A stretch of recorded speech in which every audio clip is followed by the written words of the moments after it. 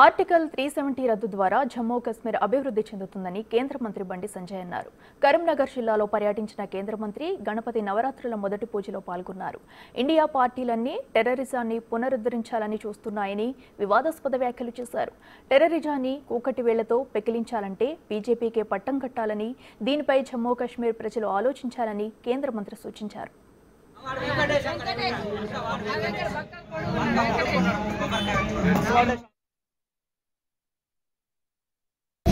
ఇలా అమిత్ షా గారి యొక్క కృషితోని, నరేంద్ర మోడీ గారి ఆశీర్వాదంతో 370 ఆర్టికల్ రద్దు చేసిన తర్వాత దేశవ్యాప్తంగా ఎలాంటి మంచి వాతావరణ నిర్మాణమైందో, జమ్మూ కాశ్మీర్ ఏ విధంగా అభివృద్ధి చెందుతుందో, టెర్రరిస్ట్ కార్యక్రమాన్ని ఎట్టి వరకు కూకటి వేలతో మిగిలించడమో ఈ దేశ ప్రజలు ఆలోచించాలి, జమ్మూ కాశ్మీర్ ప్రజలు ఆలోచించాలి.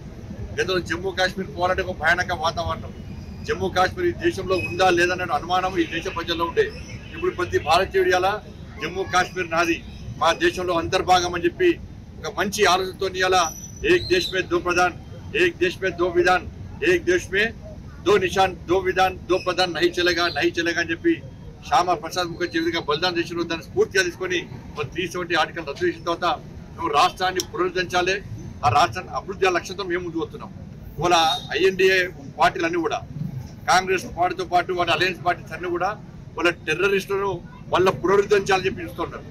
రాష్ట్ర ప్రజలకు మీకు టెర్రరిజం కావాలన్నా ప్రశాంతమైన వాతావరణంలో ఆ రాష్ట్రాన్ని అభివృద్ధి చేయడం తేల్చుకోవాల్సిన సమయం ఆసన్నమైంది. కాబట్టి నరేంద్ర మోడీ గారి ప్రభుత్వానికి అక్కడ జమ్మూ కాశ్మీర్లో సేవ చేసే అవకాశం, జమ్మూ కాశ్మీర్ను అభివృద్ధి చేసే అవకాశం, టెర్రరిస్టు కార్యకలాపాలను కూకటి వేలతో ప్రగిలించేటువంటి అవకాశాన్ని ఇవాళ జమ్మూ కాశ్మీర్ ప్రజలు ఇవ్వాలని చెప్పి ఈ దేశంలో ప్రతి భారతీయుడు కూడా మీకు సంబంధం ఉన్నటువంటి, మీకు పరిచయం ఉన్నటువంటి జమ్మూ కాశ్మీర్ ప్రజలను అప్పీల్ చేయండి. ప్రతి యువకుడు అప్పీల్ చేయాలి.